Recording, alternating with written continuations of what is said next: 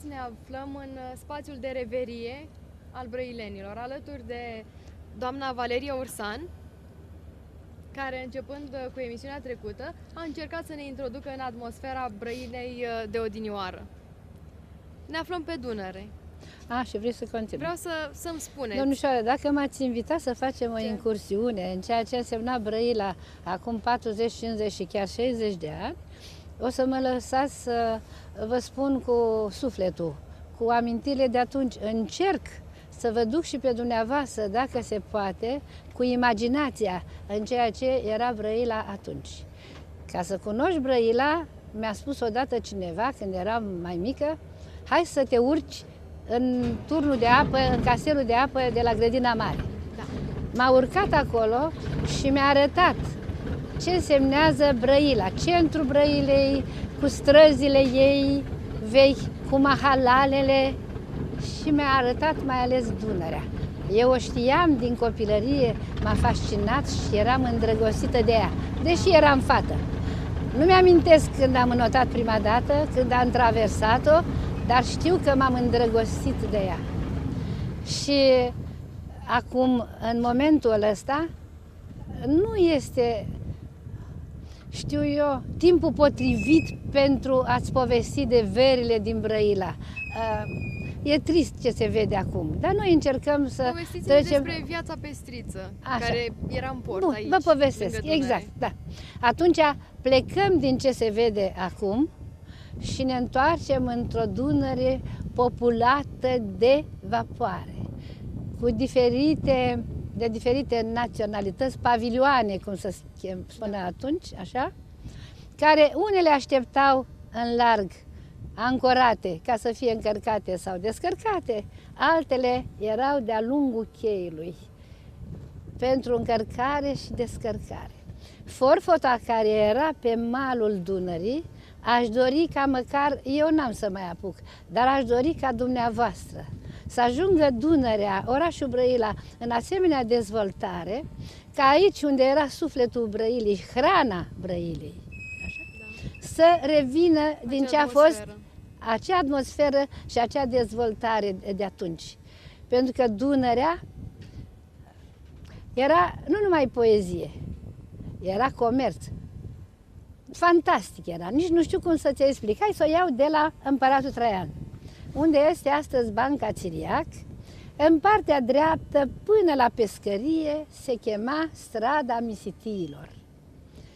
Acolo erau acești misiți care făceau tranzacțiile dintre armatori, cerealiști și negustori. Da. Aici se aduceau cu trenul. Erau șine de tren și veneau vagoanele cu mărfuri până în buza Dunării, cum s-ar spune. Se descărcau mărfurile. Nu pot să spun de ce se descărca direct pe chei pe jos, că erau anumiți muncitori, categorie de muncitori, lopătari, cum se chema, muncitori cu lopata, care vântura vara aceste cereale ca să nu se încingă și alții le puneau în saci și se transportau pe vase, deci cerealele. Oameni care, goi până la mijloc, nu? De sus până la mijloc, așa, își puneau niște saci în cap ca o glugă. Nu erau macarale, munca era foarte grea, dar eu spun prin ochii unui copil care pentru mine era poezie atunci. Nu-mi dădeam seama ce înseamnă munca lor, cât era de grea și apele care curgeau pe ei. Pe mine mă încânta forfota asta și n-aș fi plecat ori întregi după malul ei, forfota asta. Oamenii ăștia pestriți și pe școndurile mă minunam, cum pe asemenea școndru. Școndru sunt stâlpi aceia care leagă cheiul de vapor.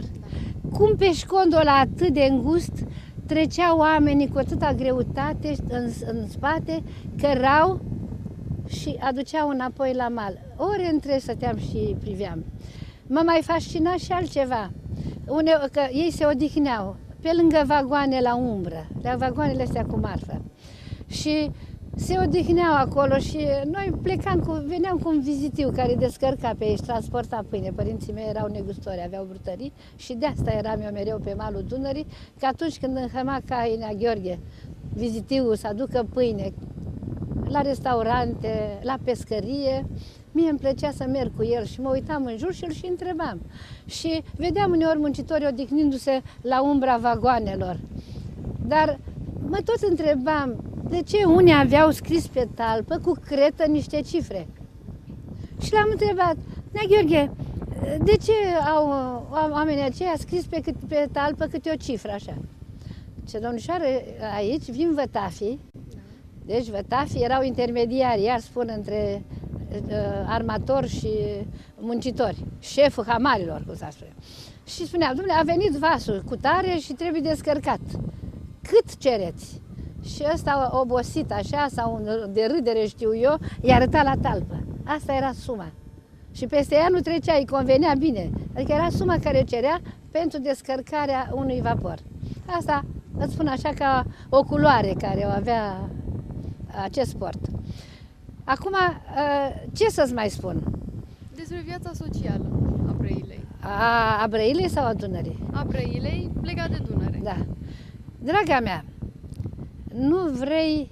Hai să spun și despre asta. Deci, pentru că de acolo, de sus, am văzut orașul.